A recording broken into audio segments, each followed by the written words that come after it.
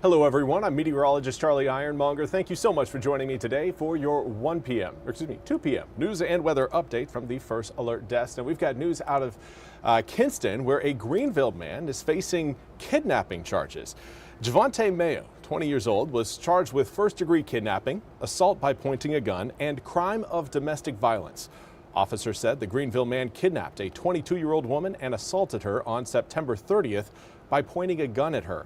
According to warrants, Mayo, quote, shoved her to the ground, pulling her hair by the hoodie into a vehicle while pointing a gun in her face, end quote.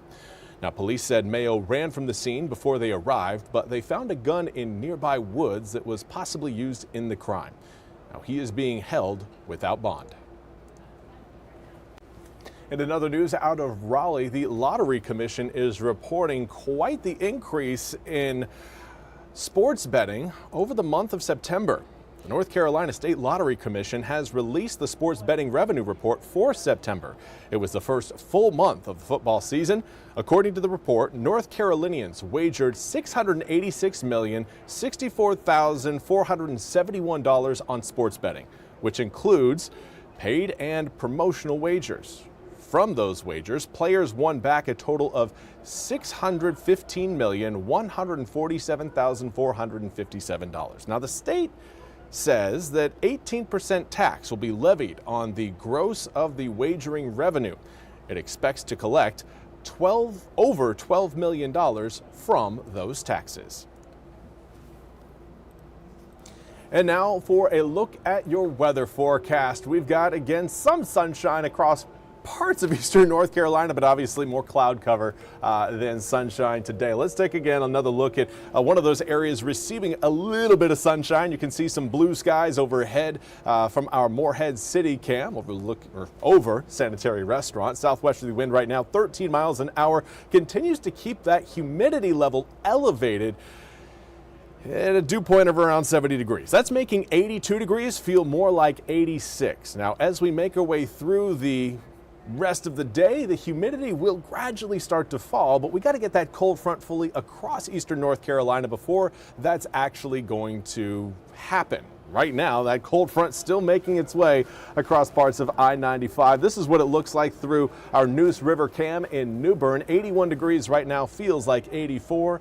South-southwesterly wind right now blowing in at about 6 miles an hour. Now, as far as, again, rain showers go, right now it does look like that I don't want to say main line because we've seen several rounds of rain so far today, but one of those more connected lines or less broken lines right now working its way through Duplin, Lenoir, Southern Pitt, Beaufort, Washington, and even extending its way over the Albemarle Sound into the Camden and Currituck County areas.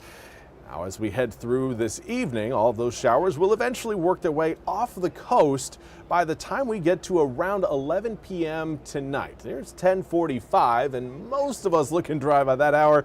I think we'll all be dry as we wake up Thursday morning with mostly sunny skies. Now, the thing about Thursday is that cold front, it's going to move off the coast, and then it's going to stall, hitting the brakes and allowing an area of low pressure to develop along that boundary. Here's kind of a zoomed out look of exactly what's going to be happening over the next few days. Of course, the cold front rolls in tonight. Keep an eye on that area of high pressure back towards Wisconsin. That's going to be important for your forecast because it's going to accelerate the winds off of the area of low pressure that you're starting to see develop as we speak just off the Florida coast there.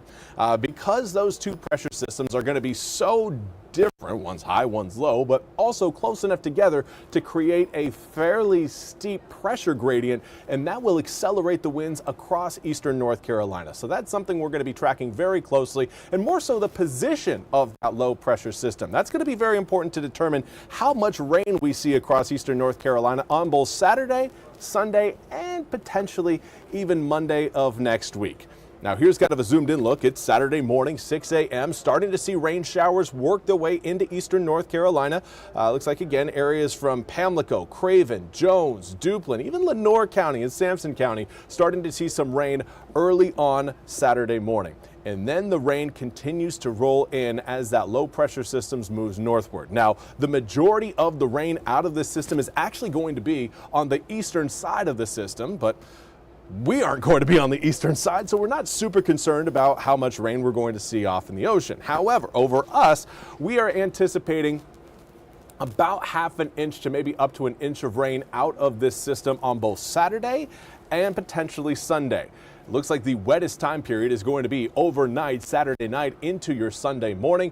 But then here's where it really starts to get windy. As we head into Sunday morning, that low pretty much set up right over Cape Hatteras. We'll zoom the picture in a little bit closer and you can see those wind arrows really showing us the flow of air, but more importantly, how that flow of air is going to line up with some of our area rivers. Those of you watching near Aurora and Lowland in Pamlico County, and Beaufort County for Aurora, that area right there, kind of at the mouth of the Pungo and Pamlico rivers, may again end up seeing some high water levels, some coastal flooding, just based on the winds. Not adding in any rain showers, just based on the wind flow that we will see through the day on Sunday. Similar story with those of you watching along the south end of Craven County, particularly closer to the Neuse River. Again, all of that water is going to slowly try to get pushed down the Neuse River, and that is going to lead to higher water levels across New Bern and areas further south of New Bern along the Neuse, especially on the south side of the Neuse. Of course, Ocracoke also going to be seeing a pretty good opportunity for coastal flooding throughout the day on Sunday. So that's really the main three areas that I would say are going to be under the most danger for coastal flooding. Potentially parts of the Alligator River right at the end of the Alligator River may end up seeing some coastal flooding, or not really coastal flooding, but flooding as well based on winds alone. Now, we do want to highlight Tropical Storm Jerry. It is expected to become a hurricane by the time we get into this upcoming weekend, if not even sooner.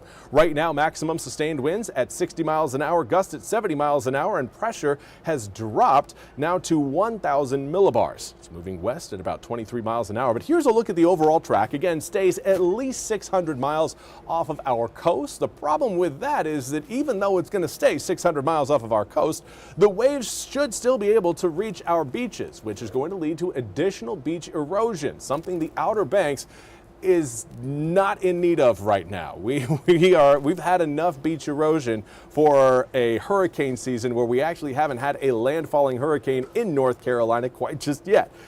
So the fact that we've dealt with as much beach erosion as we have, the last thing we need again is more waves chewing away at our sand, and unfortunately that could be happening due to Tropical Storm Jerry as it moves near Bermuda. Now, here's a look at your full 8-day forecast. Mumfest happening this weekend. Make sure you grab a jacket for not only the rain showers, but the winds as well. I would advise against umbrellas, particularly on Sunday, because that will be the windier of the days. And again, umbrellas and winds don't usually work unless you're Mary Poppins. 68 degrees on Sunday, starts to warm up as we head through next week, but rain showers again could linger into Monday and Tuesday based on the exit of the low pressure system that will create the wet and windy conditions over both Saturday and Sunday. Real quick, do want to give a shout out to Elaine Nichols. Hopefully you're having a wonderful day as well. Appreciate your message over on Facebook. If you guys ever want to join the conversation, maybe ask some questions about the forecast, please feel free. I usually try to check our comment section on our Facebook page as we do these live streams. That's all we have time for today's 2 p.m. news and weather update. We will be back coming up at 3 o'clock with more news and weather. Until then, I hope you all have a wonderful rest of your Wednesday. We'll see you back here in just under an hour.